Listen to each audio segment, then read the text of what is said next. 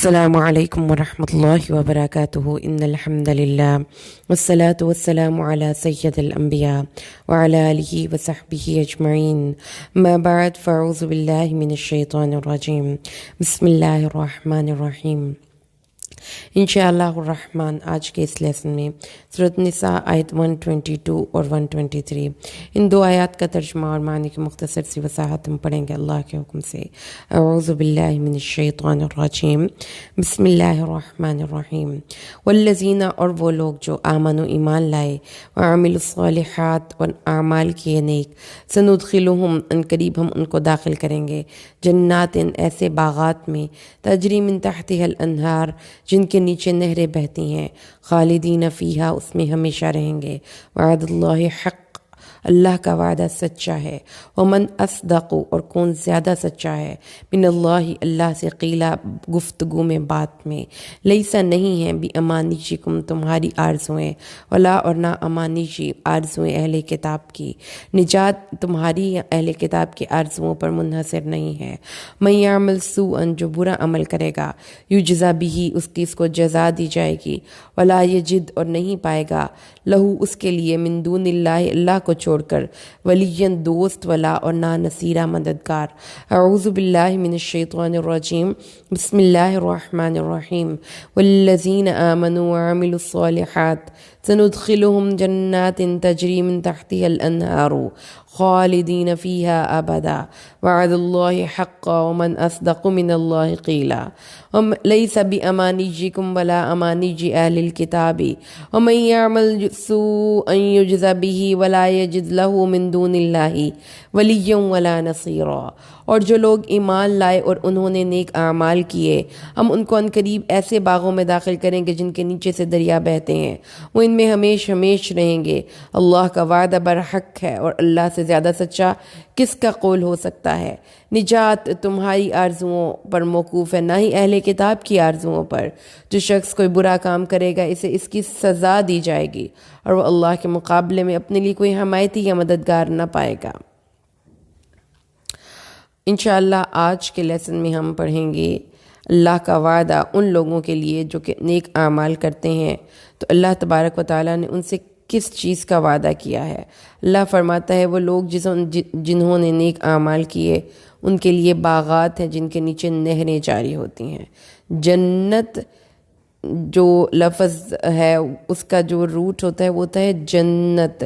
جنت ایک ایسے سرسبز، یعنی جس کے جن کا لفظی مطلب ہوتا ہے چھپا لینا، نگاہوں سے اوجھل کر دینا۔ یہ آپ ان کے کلچرل کانٹیکس میں دیکھیں تو وہ اس باغ کو جنت کہتے تھے جہاں درختوں کی کثرت کی وجہ سے زمین بھی نظر نہ آئے۔ چونکہ عرب ایک بالکل ہی صحرائی علاقہ تھا، برگو گیا تھا، جس میں دور دور تک پانی اور سبزے کا نام و نشان نہیں تھا، تو وہاں پر ایسی زمین جس میں درخت ہو، سبزہ ہو، پھل ہو، سایہ ہو، ان کے لیے نعمت بے بہا تھی، اور یہ ان کے لیے اس کو اپنی زندگی میں بہت ہی بگ اچیومنٹ کنسیڈر کرتے تھے، بہت ہی بڑی کامیابی اور کامرانی تسلیم کرتے تھے۔ اسی لیے اللہ تعالیٰ نے اس مفہوم کو، جنت کو، باغ کو کامیابی کے لیے استعمال کیا ہے۔ اور اللہ تبارک و تعالیٰ نے فرمایا ہے کہ انسان جب اپنی کوششوں سے اور اللہ کو راضی کرنے کے لیے مستقل بنیادوں پر کام کرتا ہے تو اس کا نتیجہ کیا نکلتا ہے کہ وہ ترقی کرتا کرتا اس مقام تک پہنچ جاتا ہے کہ اس کے لیے وہ جنت حلال ہو جاتی ہے۔ جنت یعنی جہاں پر اس کی تمام کوششیں ثمر آور ہوں، جو اس کی کوششوں کے پھل ہیں وہ پھولیں اور اس کو اپنی محنتوں کا صلہ ملے، اسی کو جنت کہا جاتا ہے۔ اور یہی انسانی زندگی کا نصب العین اللہ نے بتایا کہ وہ اپنا تزکیہ کرتا رہے اور ترقی کرتا کرتا اپنے نفس کو اس کی ترقی کرتا کرتا وہ اس مقام پر پہنچ جائے کہ اس کو اللہ کی جنت کے، اپنے آپ کو اس جنت کے اہل قرار دے دے۔ تو اس لیے اللہ تبارک و تعالیٰ نے جنت کی تفصیلات بیان کی ہیں، وہ بھی اسی لیے بیان کی ہیں تاکہ ہمارے اندر جنت کے حصول کا شوق پیدا ہو اور ہم اس جنت کے حصول کی کوشش کریں۔ تو یہاں پر جو اس مقام پر اللہ نے فرمایا ہے، اللہ تبارک و تعالیٰ نے بتایا ہے کہ ان کے نیچے نہریں جاری ہوں گی۔ جنت میں اللہ تبارک و تعالیٰ نے جنت کی نعمتوں کو مختلف ڈائمنشنز میں بیان کیا. ایک فزیکلی، جو کہ بہت ہی خوبصورت ڈسکرپٹیو پیراگرافس ہیں قرآن پاک میں، کہ جس میں اللہ تبارک و تعالیٰ نے جنت کی پوری ڈسکرپشن بیان کی ہے. پھر جنت میں دوستوں کا ذکر ہے، جنت میں سکون قلب اور ایک سینس آف اچیومنٹ کا ذکر ہے. یعنی کہ ہر وہ چیز جس کو حاصل کر کے آپ کو خوشی اس دنیا میں ہو سکتی ہے. کوئی فزیکل چیز ہو سکتی ہے، یعنی آپ کا گھر خوبصورت ہو، آپ کا گھر بہت ہی نیٹ ہو، آپ کے گھر میں بہت ہی پیاری ڈیکوریشن ہو، یہ آپ کے لیے اچیومنٹ ہے. آپ کو اچھا لگتا ہے نیٹ گھر دیکھ کر. آپ اچھا لباس پہنیں، اچھا کھائیں، آپ کو یہ اچھا لگتا ہے. آپ کو ایک سینس آف اچیومنٹ ہو کہ آپ جو چاہتے تھے آپ نے حاصل کر لیا، یہ بھی آپ کے لیے خوشی کا باعث ہوتا ہے. تو جنت میں یہ بھی ملے گا. تو یہ سب جب آپ کوئی بھی ایک اچھی چیز جس کا آپ اپنے دماغ میں سوچ سکتے ہیں کہ وہ آپ کو خوش کر سکتی ہے، وہ جنت میں ملے گی. اللہ تعالیٰ فرماتے ہیں وَبَشِّرِ الَّذِينَ آمَنُوا وَعَمِلُوا الصَّالِحَاتِ أَنَّ لَهُمْ جَنَّاتٍ تَجْرِي مِن تَحْتِهَا الْأَنْهَارُ كُلَّمَا رُزِقُوا مِنْهَا مِن ثَمَرَةٍ رِزْقًا قالوا هذا الذي رزقنا من قبل وأتوا به متشابها ولهم فيها أزواج مطهرة وهم فيها خالدون. اور خوشخبری دے دیجئے ان لوگوں کو جو ایمان لائے اور نیک اعمال کیے کہ ان کے لیے باغات ہیں جن کے نیچے نہریں جاری ہوتی ہیں. جب بھی ان کو اس میں سے کوئی پھل کھانے کو دیا جائے گا تو وہ کہیں گے یہ تو وہی ہے جو ہم کو اس سے پہلے بھی رزق دیا گیا، اور ان کو اس سے ملتے جلتے پھل بھی دیے جائیں گے، اور ان کے لیے اس میں پاک بیویاں ہیں اور وہ اس میں ہمیشہ رہیں گے.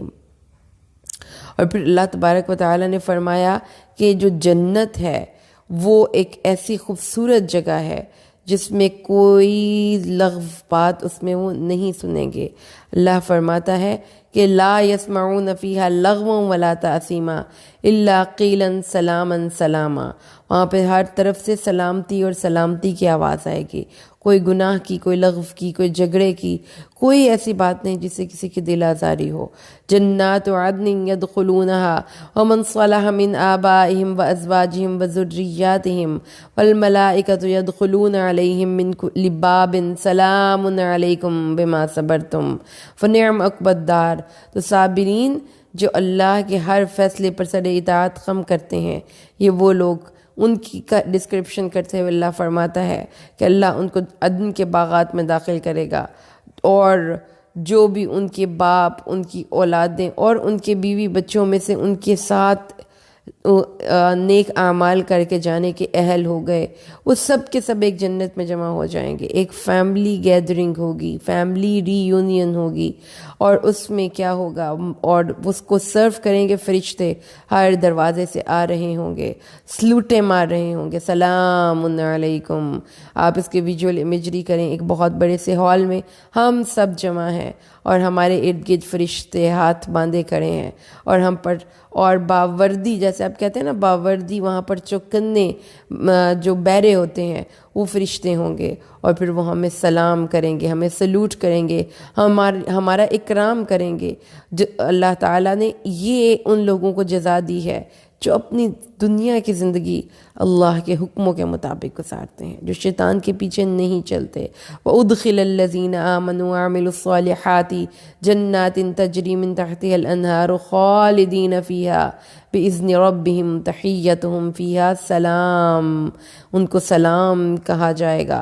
سلام یعنی ان کو السلام علیکم، اور سلام بامانی سلوٹ کیا جائے گا. ان کو سلوٹ کس کو کیا جاتا ہے؟ جس کا مقام بلند ہو جاتا ہے، جس کی سلام جی تمہاری عظمت کو سلام ہے، ایسے سلام دیا جائے گا. اللہ فرماتا ہے ایسے باغات جن کے نیچے نہریں جاری ہیں. جو سوچیں آپ کا گھر، اس گھر میں 4 نہریں، دودھ کی، پانی کی، شراب کی، اور اس اللہ تعالیٰ نے ان نہروں کو، دودھ، پانی، شراب اور کی ان نہروں کو اللہ تبارک و تعالیٰ نے، اس شہد، یہ 4 نہروں کو اللہ نے ہر ایک جنتی کے گھر سے گزارنا ہے. ان کی دودھ وائٹ، شراب جو بھی آپ جوس کہہ لیں، کس قسم کا جوسز کی کتنی رینج ہے اس وقت، وہ جنت کا جوس ہوگا، اور وہ خالی 1-2 ڈبے یا گلاس میں نہیں ہوگا، وہ آپ نہریں جاری ہوں گی. اس میں دودھ کی نہریں ہوں گی، اس میں شہد کی، اس میں پانی کی نہریں ہوں گی. تو اللہ فرماتا ہے کہ ایسی خوبصورت اور پرفیکٹ لائف جنت میں ملنے والی ہے، تو اس کے لیے کوشش کریں۔ پھر اللہ فرماتا ہے ان المتقین فی جنات وعیون، متقین جنتوں میں ہوں گے، چشموں میں ہوں گے، باغات میں ہوں گے، جاری رہنے والے چشموں میں ہوں گے، اور اس پانی سے ریلیٹڈ جتنی بھی مزے کی چیزیں ہیں آپ اس میں جا کر کشتی کریں، بوٹنگ کریں، آپ اس پانی کو اپنی مرضی سے، نہر کا ایک بٹن دبائیں تو نہریں آپ کے تحت ہیں، آپ کے نیچے ہیں، آپ کی بات مانتی ہیں۔ آپ کبھی اس کو اپنی جنت کے اپنے باغ کے درمیان سے گزار رہے ہیں، کبھی آپ سائڈ سے گزار رہے ہیں، ڈیزائننگ اپنی مرضی کی، مزے سے وہاں پہ زندگی گزرے گی، آپ کی بات بھی مانیں گے۔ اللہ فرماتا ہے الذین تتوفاہم الملائکۃ الطیبین یقولون سلام علیکم ادخلوا الجنہ، جنت میں داخل ہو جاؤ، لا یسمعون فیہا لغوا ولا تأثیما الا سلاما سلاما، اس میں سلامتی ہی کا پیغام ہوگا۔ اولئک یجزون الغرفۃ بما صبروا، ان کو جنت کے بالا خانوں میں جگہ دی جائے گی۔ اولئک لہم رزق معلوم، ان کے لیے وہاں پہ ان کا رزق ہے۔ عندہم قاصرات الطرف عین، اور عورتیں ان کے نزدیک بیٹھی ہوئی ہوں گی۔ صرف اس جنتی معاشرے میں مرد ہی نہیں ہوں گے، عورتوں کو بھی جنت کی ان تمام خصوصیات اور ان سے پوری طرح فائدہ اٹھانے کا موقع ملے گا۔ وہ عورتیں اور ان کی خوبصورتی، عورتوں کو کیا چیز اٹریکٹ کرتی ہے کہ وہ بہت خوبصورت لگیں، وہ بہت حسین لگیں، تو اللہ تعالیٰ نے اس لیے عورتوں کی مزاج کا لحاظ کرتے ہوئے عورت کا جب ذکر کیا، جنت کی عورت کا، تو اس کے حسن کا ذکر کیا۔ وجہ اس کی یہ ہے کہ اس عورت کو یہ خوشی محسوس ہو کہ وہ جنت میں جا کر اس دنیا کی نسبت کہیں زیادہ حسین ہو جائے گی۔ کأنہن بید مکنون، وہ عورتیں ہیں جن کی آنکھوں نے کبھی کسی غیر مرد کو دیکھا ہی نہیں، چھپا کر حفاظت سے رکھے گئے انڈے۔ متکئین فیہا یدعون فیہا بفاکہۃ کثیرۃ وشراب، اس میں وہ باغات میں تختوں پر تکیے لگائے ہوئے ہوں گے، وہاں پر دور چل رہے ہوں گے پھلوں کے، وہاں پہ دور چل رہے ہوں گے جوسز کے، مشروبات کے، اور اس کے بعد ان کے ساتھ ہی ساتھ ان کی بیویاں ہوں گی۔ وعندہن قاصرات الطرف اطراب، اور ان کی نگاہیں بے باک نہیں، وہ بالکل حیا والی بیویاں ان کے پاس بیٹھی ہوں گی۔ وسیق الذین اتقوا ربهم الی الجنۃ زمرا حتی اذا جاؤوها وفتحت ابوابها قال لهم خزنتها سلام علیکم طبتم فادخلوها خالدین، اور لے جائیں گے وہ لوگ بڑے ہی اکرام سے جنہوں نے اپنے رب کا تقوی اختیار کیا جنت کی طرف، زمرا، ایک پورے کے پورے وفد اور گروہ در گروہ بنا کر، یہاں تک کہ جب وہ جائیں گے اور دروازے ان کے کھل جائیں گے، ان کے لیے ان کے خزانچی جنت کے داروغہ کہیں گے سلام علیکم، داخل ہو جائیے جناب۔ یہ سلوٹ ہے آپ کو، 21 توپوں کی سلامی جو کسی بڑے کو ہم دیتے ہیں، وہ جنت میں ہمیں ملے گی، داخل ہو جاؤ۔ اور پھر اللہ نے فرمایا کہ یہ ان صرف وہ لوگ ہی نہیں ہوں گے، ان کے باپ بیٹے، ان کے سب لوگ اس میں داخل ہوں گے۔ تو یاد رکھیے یہ مقام امین ہے، یہ مقام، یہ جنت کا مکان امن والا مکان ہے، یہ جنت کا مقام عزت و اکرام والا مقام ہے۔ اللہ نے جنتی معاشرے میں جو ہمیں ملنے والا ہے اس کی ڈسکرپشن کی، مثل الجنت التی وعد المتقون فیہا انہار من ماء غیر آسن وانہار من لبن لم یتغیر طعمہ وانہار من خمر لذۃ للشاربین وانہار من عسل مصفى لهم فيها كل الثمرات ومغفرة من ربهم كمن هو خالد في النار وسقوا ماء حميما فقطع أمعاءهم۔ اور مثال اس جنت کی جس کا وعدہ کیا گیا ہے متقون سے، اس میں نہریں ہیں جس میں ایسے پانی کی نہریں ہیں جو کبھی بھی اس خراب نہیں ہوتا، ایسے دودھ کی نہریں ہیں جس کا ذائقہ کبھی نہیں تبدیل ہوتا، ایسی شراب کی نہریں ہیں جو پینے والوں کے لیے بہت ہی لذت یاب ہے، ایسی شہد کی نہریں ہیں جو صاف ستھری ہے، ہر طرح کے پھل اور اپنے رب کی طرف سے مغفرت۔ کیا وہ اس شخص جیسا ہو سکتا ہے جو ہمیشہ ہمیشہ دوزخ میں رہے اور ایسی بجائے اس کی کھولتا ہوا پانی ملے جس سے اس کی انتڑیاں کاٹ ڈالے؟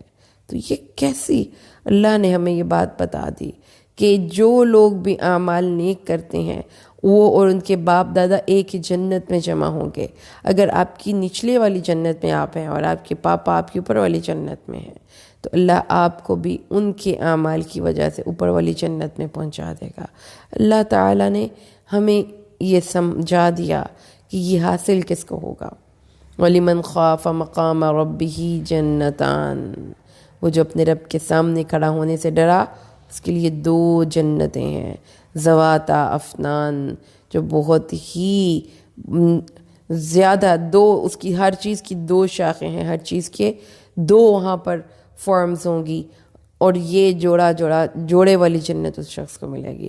فِيهِنَّ قَاصِرَاتُ الطَّرْفِ لَمْ يَطْمِثْهُنَّ إِنسٌ قَبْلَهُمْ وَلَا جَانٌّ كَأَنَّهُنَّ الْيَاقُوتُ وَالْمَرْجَانُ فَبِأَيِّ آلَاءِ رَبِّكُمَا تُكَذِّبَانِ۔ یاد رکھیے گا، یہ ہے جنت جس کا ذکر اللہ نے قرآن پاک میں جا بجا کیا تاکہ ہمارے شوق میں اضافہ ہو، تاکہ ہم بار بار اس جنت کے حصول کی خواہش کریں، کیونکہ وہ ایک ایسی جگہ ہے جہاں پر رضوان من اللہ اکبر، سب سے بڑی جنت کی خوشخبری اللہ کی رضوان ہے۔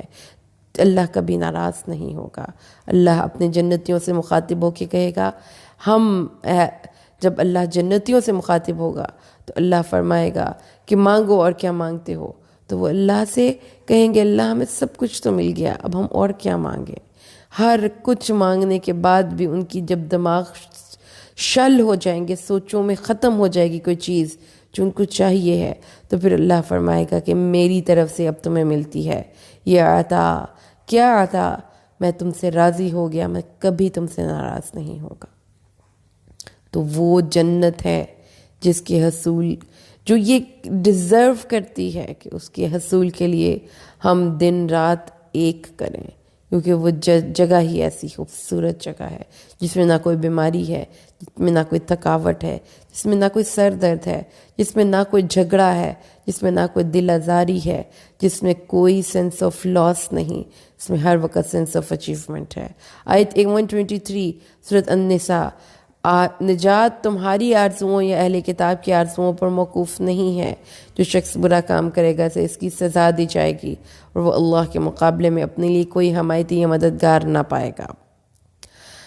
اس آیت کے سبب نزول میں جو اقوال ہیں وہ ذرا سا ہم ڈسکس کر لیں۔ سب سے پہلے قتادہ بیان کرتے ہیں کہ مسلمانوں اور اہل کتاب نے ایک دوسرے پر فخر کیا۔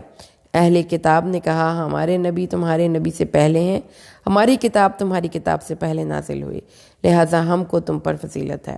مسلمانوں نے کہا کہ ہمارے نبی خاتم النبیین ہیں اور ہماری کتاب تمہاری کتابوں کے ناسخ ہے، اس لیے ہم افضل ہیں۔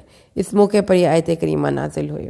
مجاہد نے کہا ہے یہ آیت قریش کے متعلق نازل ہوئی، انہوں نے کہا ہم مر کر دوبارہ اٹھیں گے، نہ ہمارا حساب کتاب دیا جائے گا، نہ ہمیں عذاب دیا جائے گا۔ مجاہد کا قول ہے۔ دوسرا قول یہ ہے کہ اس آیت کے نزول کا سبب یہ ہے کہ یہود و نصارہ اور مشرکین کا قول، یہود نے کہا ہمارے سوا جنت میں کوئی نہ جائے گا، اگر ہمیں عذاب ہوا بھی تو صرف چند دن ہوگا۔ نصارہ نے کہا ہمارے سوا جنت میں کوئی نہ جائے گا۔ مشرکین عرب نے کہا ہم مر کر دوبارہ نہیں اٹھیں گے، ہمیں یہ عذاب نہیں ہوگا۔ تو اس پر یہ آیت نازل ہوئی کہ یہ تمہاری اپنے دل کی آرزوئیں ہیں، تو نجات تمہارے دل کی آرزوؤں پر نہیں منحصر، اہل کتاب کی خواہشوں پر بھی منحصر نہیں ہے۔ اس لیے اللہ تعالیٰ نے ایک کیٹیگوریکل بات کر دی، ایک اصول کی بات کر دی کہ آپ یہ سمجھیں کہ ہم کسی بڑے ہی عظیم الشان نبی کی لینیج سے بلانگ کرتے ہیں، ہماری بیک پر حضرت ابراہیم، حضرت اسحاق، حضرت یعقوب ہیں، اور ہم ان کی اولاد ہونے کی وجہ سے بخشے جائیں گے۔ تو اللہ نے ان کے اس باطل عقیدے کا رد کر دیا اور کہا نجات تمہاری آرزوؤں پر موقوف نہیں، جو برا عمل کرے گا اس کو اس کا عذاب دیا جائے گا۔ جب مسلمانوں حضرت ابو ہریرہ روایت کرتے ہیں کہ جب یہ آیت من یعمل سوءا یجزا بہ نازل ہوئی، سورۃ النساء کی آیت 123، تو یہ آیت مسلمانوں کو بہت دشوار ہوئی، ان کو بہت تشویش لاحق ہوئی، اور انہوں نے رسول صلی اللہ علیہ وسلم سے شکایت کی۔ آپ نے فرمایا نیک عمل کرو، نیکی کی کوشش کرتے رہو، مسلمان کو جو بھی تکلیف پہنچتی ہے وہ اس کے گناہوں کا کفارہ ہو جاتی ہے۔ حتیٰ کہ اگر اس کی کوئی کانٹا بھی چبھ جائے تو اس کے لیے کوئی کفارہ ہو جاتا ہے۔ حضرت ابو بکر صدیق بیان کرتے ہیں کہ انہوں نے عرض کیا، اے اللہ کے نبی، اس آیت کے بعد کس طرح بہتری ہوگی؟ آپ نے پوچھا کون سی آیت؟ عرض کیا، اللہ فرماتا ہے نہ تمہاری آرزوؤں کے مطابق نہ اہل کتاب کے خواہشوں کے مطابق فیصلہ، تو جو بھی برا کام کرے گا اس کو اس کی سزا دی جائے گی۔ تو اب ہم میں سے کون شخص ہے جس سے کبھی برائی سرزد نہ ہو؟ تو ہم اللہ کی سزا سے کیسے بچ سکتے ہیں؟ تو اللہ کے نبی صلی اللہ علیہ وسلم نے فرمایا کہ کیا کبھی تم بیمار نہیں ہوئے؟ کیا کبھی تم غمگین نہیں ہوئے؟ کیا تم کو کوئی مصیبت نہیں پہنچتی؟ ضروری نہیں ہے کہ ہر گناہ کا جو آپ کو کفارہ ہے وہ آخرت میں ادا کرنا پڑے۔ کبھی کبھی آپ کو ان چیزوں کی جو سزا ہے وہ بیماریوں اور اس طرح اس صورت میں بھی مل جاتی ہے۔ تو اس سے رسول صلی اللہ علیہ وسلم نے پھر اپنے صحابہ کو تھوڑا سا گائیڈ کر دیا کہ جو بھی برا کام ہم کرتے ہیں ہمیں ان کو اس کی ریکٹیفیکیشن دنیا میں بہرحال دینی ہی پڑتی ہے، ہمیں بہرحال اس کا کوئی نہ کوئی نتیجہ اخذ کرنا ہی پڑتا ہے، کیونکہ آپ نے رسول صلی اللہ علیہ وسلم نے فرمایا کہ فکر میں نہ پڑو، اپنی قدرت اور طاقت کے مطابق عمل کرتے رہو، کیونکہ سزا کا یہاں ذکر ہے، ضروری نہیں کہ وہ سزا جہنم ہی کی سزا ہو، بلکہ دنیا میں جب بھی کوئی تکلیف پہنچتی ہے یا مصیبت آتی ہے تو وہ تمہارے گناہوں کا کفارہ اور برائی کی جزا ہوتی ہے، حتیٰ کہ اگر کسی کے پاؤں میں کانٹا بھی لگ جائے تو وہ بھی ایک کفارہ ہوتا ہے۔ ایک اور روایت میں آتا ہے کہ مسلمانوں کو دنیا یا آخرت میں جو بھی تکلیف یا غم یا فکر یا بیماری لاحق ہوتی ہے وہ اس کے گناہوں کا کفارہ ہو جاتی ہے۔ رسول صلی اللہ علیہ وسلم نے فرمایا ہے، حضرت عائشہ صدیقہ کی ایک روایت میں ہے کہ بندے کو کوئی بخار ہوتا ہے یا تکلیف پہنچتی ہے یا کانٹا بھی لگتا ہے تو اس کے گناہوں کا کفارہ ہو جاتا ہے، یہاں تک کہ کوئی شخص اپنی ایک چیز ایک جیب میں تلاش کرے اور اس کو دوسری جیب میں ملے، اتنی مشقت بھی اس کے گناہوں کا کفارہ ہو جاتی ہے۔ تو اس آیت کا خلاصہ یہ ہے کہ مسلمانوں کو اللہ نے یہ ہدایت دی ہے کہ کوئی بھی کام کرنا ہے تو اس کے لیے پریکٹیکلی کام کرنا ہوگا، محض دعوے اور تمنائیں ان کو زندگی میں کچھ بھی نہیں دلا سکتی، ان کو اپنی زندگی میں کچھ بھی اچیو کرنا ہے تو اس کے لیے ان کو ایکشن کرنا پڑے گا۔ تو یہ عمل ایکشن کی پکار ہے کہ کامیابی صرف کسی ایک خاص عقیدے یا کسی ایک خاص آرزو کی بنیاد پر حاصل نہیں ہوتی، بلکہ اصل کامیابی یہ ہے کہ ہم کتنا نیکی کے راستے کے لیے کوشش کرنے کے لیے تیار ہیں، اور جب ہم اس کی کوشش کرنے کے لیے تیار ہوں گے تو پھر اللہ ہمیں اس کا جزا دے گا۔ اللہ سے دعا کریں اللہ ہمیں قرآن کو سمجھ کر پڑھنا اور اس پر عمل کرنا آسان کر دے۔ آمین۔ بارک اللہ لی ولکم فی القرآن الحکیم ونفعنی وإیاکم بالآیات والذکر الحکیم۔ السلام علیکم ورحمۃ اللہ وبرکاتہ۔